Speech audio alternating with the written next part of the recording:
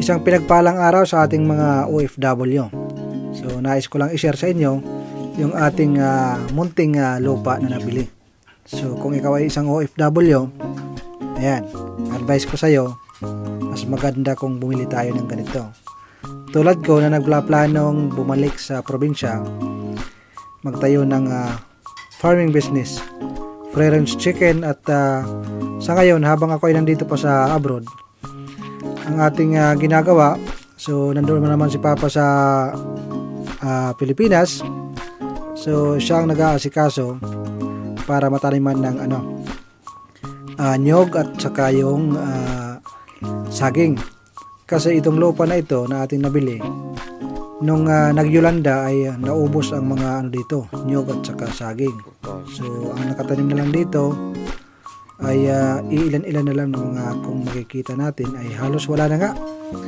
Meron dito mga mayabas, mga kahoy, pero nung isang araw ay natin yan, pinatawag dyan, yung pinatanggal yung mga damo. So 10 pirasong tao yung ating nagtulong-tulong. So ang bayad ngayon is nasa 400 bawat isang tao. Pero since sila ay kalahating araw lang, 10 piraso, panalo na. Ngayon ay kung makikita nyo, nilagyan ng atabay. Ibang ko anong tawag sa inyo dyan, atabay. Yung para hindi makapasok yung kalabaw.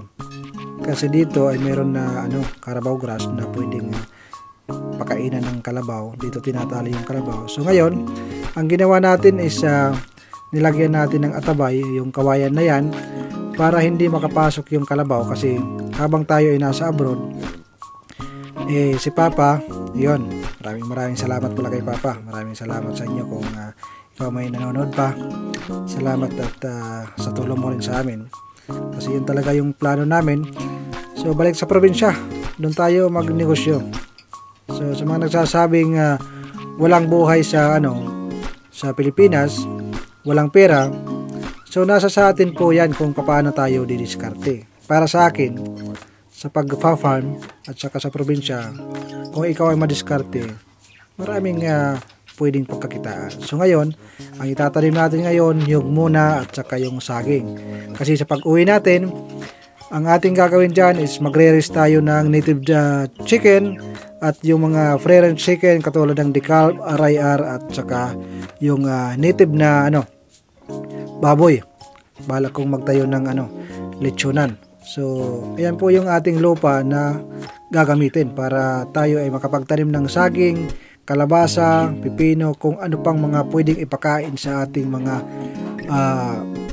alaga na makakatipid tayo. So organic na pagkain pwedeng ibenta, yung mga okay, yung mga sira pwedeng ipakain sa ating mga alaga.